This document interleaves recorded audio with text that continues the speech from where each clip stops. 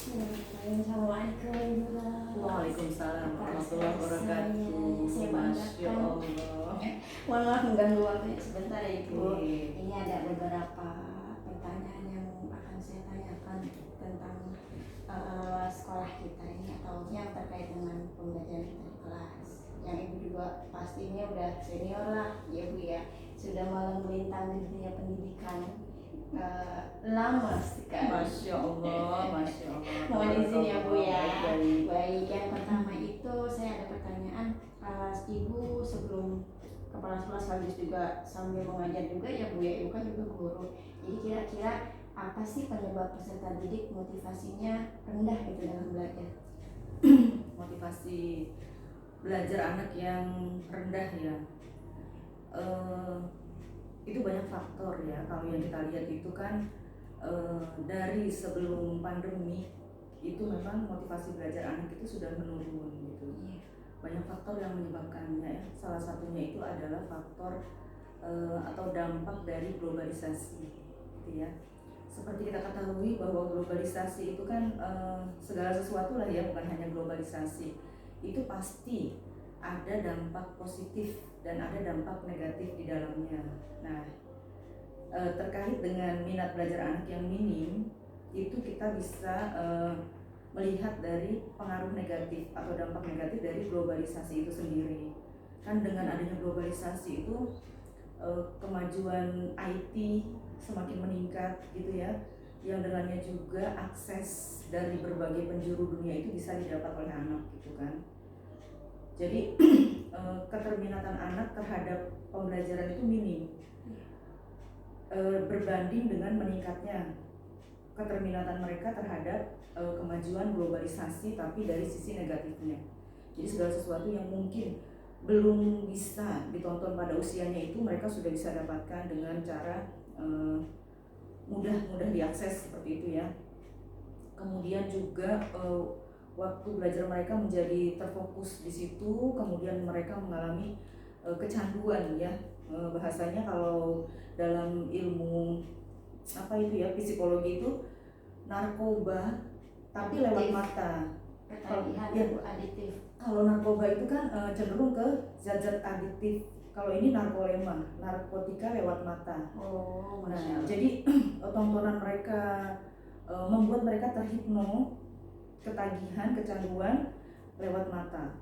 Gitu ya. Jadi narkolema itu semacam kalau narkoba kan ke obat-obat ya, ke zat-zat aditif. Kalau ini ke mata, yang menjadi tontonan dia. Dan itu tontonan-tontonan yang menurut saya memang mereka perlu, karena mereka sebagai anak-anak perlu ya akan hal itu, tapi berlebihan gitu. Itu yang menyebabkan menjadi negatif bagi anak-anak. Itu yang pertama.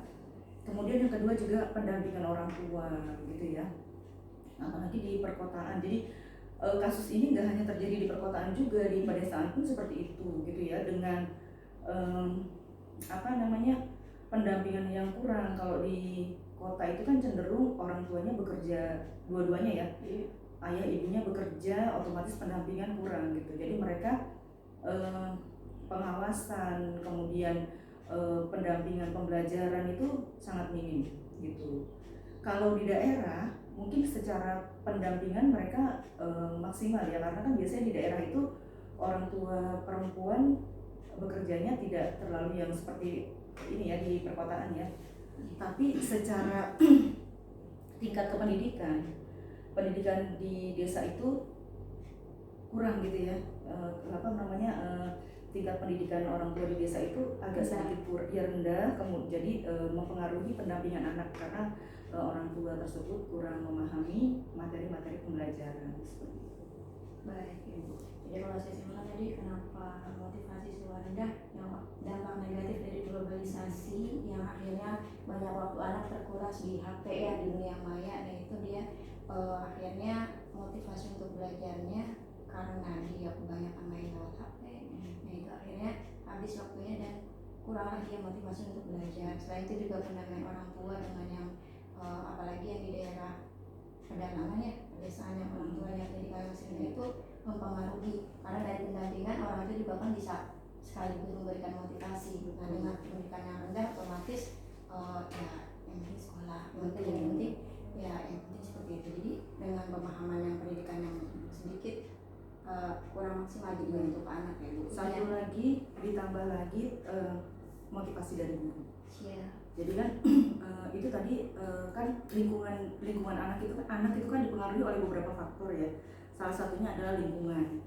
Tadi ada lingkungan secara global, kemudian lingkungan di keluarga, ada lagi lingkungan di sekolah, gitu ya.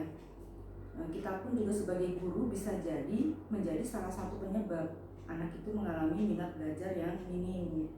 Mungkin karena keterbatasan yang kita miliki, kita mengajarnya mungkin metode kita itu hanya ceramah, kemudian kurang variatif, kurang menggunakan cerita-cerita yang bisa membangun atau memberikan motivasi bagi dia untuk belajar lebih giat lagi. Jadi kita juga guru bisa jadi menjadi salah satu penyebab gitu ya. Peran kita sebagai guru besar ya Bu ya. Betul, sangat besar. Untuk pertanyaan kedua Ibu, jadi otomatis dalam motivasi yang kurang, jadi anak-anak ini berpengaruh juga nih ke minat baca ya Bu ya. Jadi kira-kira untuk apa sih penyebab atau yang menyebabkan minat baca siswa itu rendah, apalagi untuk tingkat sekolah dasar. Lalu bagaimana nih upaya dari sekolah untuk memfasilitasi siswa dalam memperkaya literasi anak-anak sendiri? Jadi terkait literasi anak itu, dulu penelitian beberapa tahun yang lalu memang menunjukkan bahwa keterminatan anak terhadap membaca itu turun sekitar 60-80%. Itu di tingkat sekolah ya, dari mulai SD sampai dengan SMA begitu ya. Nah, tapi kemudian pemerintah mengeluarkan yang namanya program literasi. Program literasi itu wajib diterapkan di sekolah dan dikondisikan setiap hari ada gitu ya, dengan durasi waktu yang mungkin tidak terlalu banyak, tapi dikondisikan dia intens, rutin diberikan kepada anak-anak gitu ya.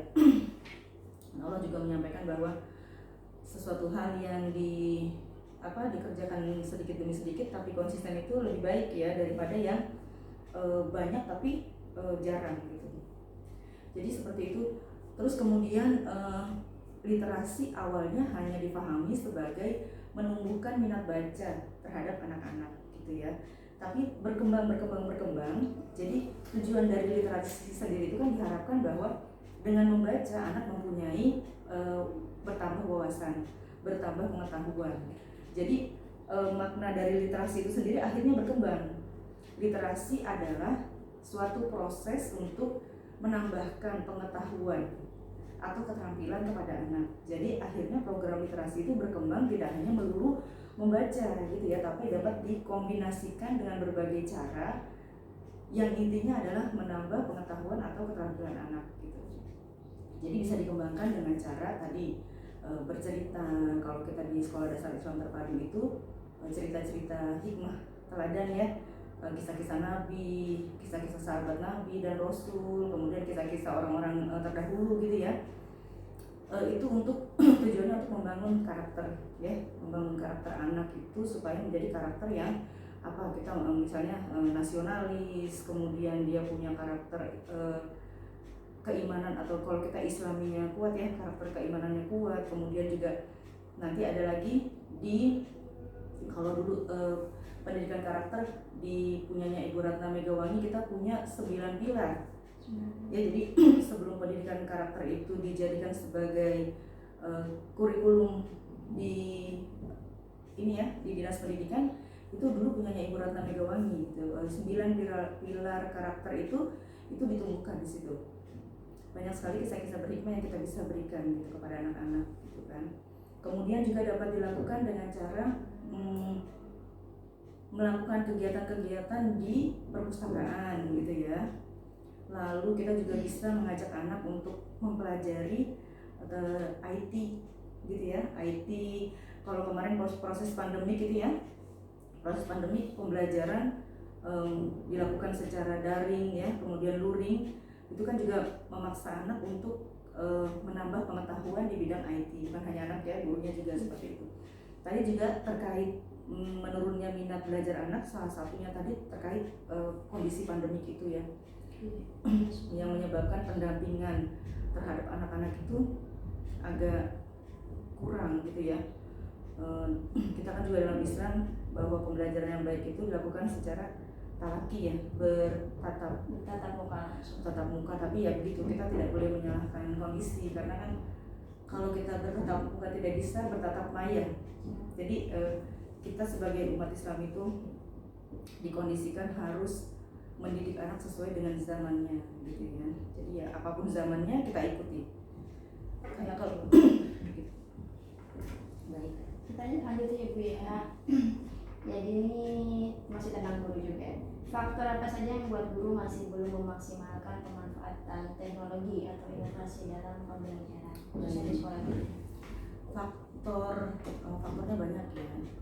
Ya selain dari motivasi diri kita sendiri mungkin yang belum terlalu ingin menguasai itu. Kemudian juga faktor dari waktu. Ya, waktu dulu kan di sekolah juga cukup padat ya, mengkondisikan apalagi wali kelas dari pagi sampai dengan siang itu mengkondisikan anak-anaknya, mengajar pula gitu ya. Begitupun juga dengan guru subjek yang lari dari kelas 1 lalu kelas yang 1 beralih lagi ke kelas yang berikutnya gitu. Itu salah satunya. Kemudian juga kurangnya fasilitas sarana dan prasarana di sekolah kita ini juga bisa menjadi salah satu faktor terjadinya hal tersebut gitu. Ini masih terkait sih Bu, untuk pertanyaan berikutnya masih terkait dengan pertanyaan yang sebelum tadi saya tanyakan. Jadi apa upaya sekolah dalam memfasilitasi peningkatan kemampuan guru dalam memanfaatkan teknologi atau inovasi dalam pembelajaran? Itu dapat kita lakukan secara berkala ya. Jadi yang pertama itu kan prosesnya harus kita lihat ya. Jadi suatu pembelajaran atau suatu kecerdasan itu sebelum dibangun dari luar itu harus ada motivasi dulu, motivasi dari kita nih ya. Ibaratnya kalau kitanya siap dulu menerima perubahan tersebut gitu. Jadi kita lakukan dengan berbagai cara. Yang pertama adalah meminta guru tersebut untuk mempelajari IT tadi secara otodidak ya. Apalagi kan sekarang tadi sisi positif yang kita bisa ambil dari globalisasi itu kan salah satunya adalah akses ya, akses yang tak terbatas. Kita bisa merdeka belajar gitu ya. Dari tak terbatas ruang dan waktu kita bisa belajar terkait IT tersebut ya, bisa googling kah, bisa YouTube kah, apa segala macam itu kita memotivasi dulu guru-guru kita untuk belajar IT secara otodidak gitu ya. Nah nanti dilihat lagi, ternyata tidak semua guru tuh ya punya motivasi untuk belajar otodidak. Mau belajar mau enggak ya terserah aku gitu kan. Nah kita agak sedikit tingkatkan lagi targetnya, memberikan tugas yang ada kaitannya dengan IT gitu ya. Contoh kemarin kan juga saya kan termasuk yang tidak terlalu suka IT juga gitu ya. Jadi kemarin itu pada saat pembelajaran PJJ itu kan mau tidak mau guru ya dipaksa harus mahir secara IT gitu ya. Macam-macam lah, masih yang sifatnya sederhana maupun yang sampai yang canggih. Kalau Misri ini termasuk yang canggih, Masya Allah, update ya. Masya Allah Misri itu betul-betul ya. Jadi dengan begitu guru mau tidak mau kan dipaksa harus menguasai IT ya. Pembelajaran jadi dilakukan melalui Google Meet, Zoom, kemudian ulangannya pakai Quizzes. Ini guru saya ini. Guru saya di Quizzes. Kemudian Google Form ya, segala macam lah yang bisa alhamdulillah kita kondisikan di situ. Kemudian kita pun juga sebagai sekolah kita harus punya sistem, harus punya semacam target-target atau rencana-rencana yang dapat kita lakukan atau kita lakukan dengan tujuan untuk meningkatkan kompetensi guru. Kompetensi guru saat ini kan lumayan berat ya. Saya jadi guru dari tahun 98 sampai dengan sekarang itu Masya Allah luar biasa. Guru saat ini tuh harus betul-betul berkembang sesuai dengan zaman yang ada gitu ya. Dan skill ya. Iya, skillnya juga harus multi skill ya, multi talent gitu. Jadi kita kita juga sekolah akan mengadakan semacam workshop atau pelatihan-pelatihan terkait IT tersebut dengan mengundang pihak-pihak yang berwenang ya, apakah itu dari penerbit, apakah itu dari dinas pendidikan, atau dari channel-channel yang mumpuni di bidang ini, narasumber yang terpercaya. Oke Bu, terakhir kali yang Bu ya, ini kan kita selain berhubungan dengan siswa, kita juga berhubungan dengan orang tua ya, di sekolah, dari pembelajaran, entah itu dalam interaksi yang lain. Hanya yang mau saya tanyakan, kita fenomena belakangan ini kan rendahnya adab ya orang tua kadang terhadap guru. Jadi kadang guru terkadang merasa justru malah terintimidasi gitu dengan beberapa sikap atau pertanyaan bahkan atau kelakuan orang tua. Nah ini kira-kira bagaimana ya caranya efektif membangun relasi atau hubungan dengan orang tua yang dengan kasus seperti yang kurang ya bahasanya mungkin kurang beradab dan kurang beradab. Ya, jadi terkait pengkondisian orang tua ya, apalagi kan ada perbedaan pengkondisian orang tua antara anak-anak yang bersekolah di sekolah negeri dengan di sekolah swasta gitu ya. Kalau di sekolah negeri itu cenderung orang tuanya bisa dikondisikan gitu kan, kalaupun ada satu dua lah yang seperti itu, tapi akhirnya mereka hilang dengan sendirinya gitu. Kalau di sekolah swasta mungkin dengan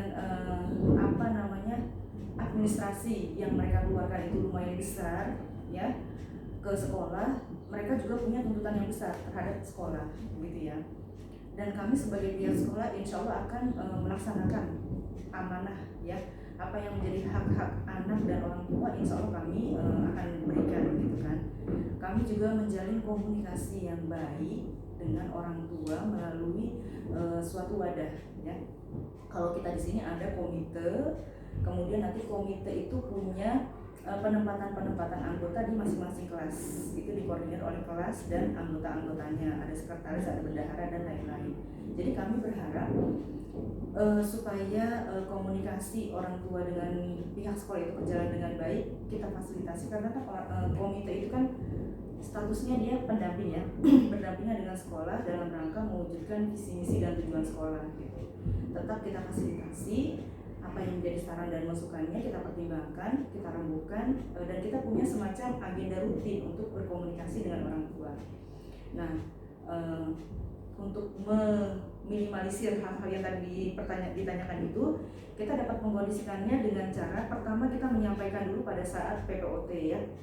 Pada saat di awal tahun pembelajaran kita memotivasi orang tua bahwa kita itu sebagai guru mendidik anak di sekolah itu faktor keberhasilannya itu bukan hanya dari guru dan anak, tapi pasti orang tua ikut terlibat di dalamnya gitu ya. Bagaimana orang tua beradab, begitu pula nanti anak kita akan beradab. Jadi kita sama-sama mengkondisikan anak-anak kita ini ya. Jadi kita guru membantu di sekolah, orang tua membantu di rumah gitu kan, harus sinkron antara apa yang menjadi visi misi sekolah dengan pola asuh di rumah, itu harus sinkron. Otomatis kan untuk mendidik anak yang beradab dimulai dari kitanya juga harus beradab terlebih dahulu. Itu akan kami sampaikan di tahun ajaran baru. Kemudian nanti insya Allah secara berkala kita akan mengadakan parenting. Ya, parenting itu banyak. Jadi temanya nanti akan divariasikan. Nanti ada edukasi untuk orang tua, bagaimana caranya dia menjadi orang tua yang baik, yang mempunyai adab gitu ya, sehingga dengannya karakter anak dengan sendirinya itu akan terbentuk menjadi karakter yang beradab dan islami gitu kan. Karena kan anak itu kan ibaratnya apa ya, perekam yang sangat jitu, apa yang dia lihat, apa yang dia dengar secara terus menerus itu otomatis akan tersetting dalam diri dia gitu. Itu kemudian parenting tadi secara berkala. Kemudian jika ada orang tua yang menyampaikan keluh kesahnya gitu ya, kita fasilitasi apa yang jadi keluh kesahnya itu kita tampung. Kemudian jika itu memang kesalahan dari pihak sekolah, insya Allah kami akan kondisikan. Kalau memang dari beliau yang mungkin pola pikirnya seperti apa, itu pun akan kami bantu untuk mengkondisikan. Karena memang sekolah saat ini punya peran yang sangat banyak juga. Selain mengedukasi peserta didik, kita pun terkadang juga harus terlibat untuk secara tidak langsung mengedukasi orang tuanya. Banyak juga orang tua yang ternyata dengan kondisi-kondisinya di luar, emosinya terbawa ke sekolah, tapi insya Allah kita akan coba kondisikan gitu kan, karena apalagi di sekolah-sekolah kita ini kan orang tuanya banyak orang tua yang muda ya, yang masih gitu. Jadi insya Allah dengan seperti itu kita tampung, kemudian kita sampaikan bahwa kami sangat menerima kritik dan masukan yang sifatnya membangun, tapi mohon disampaikan dengan cara-cara yang baik. Baik Ibu, terima kasih banyak Sama-sama untuk waktu dan masukannya buat kita Silahkan semua. diminum. Masya Allah, terima kasih Ibu. Terima kasih banyak ya Bu. Ya sama-sama. Masya Allah. Waalaikumsalam warahmatullahi wabarakatuh. Dikat ya. Udah tinggal ya.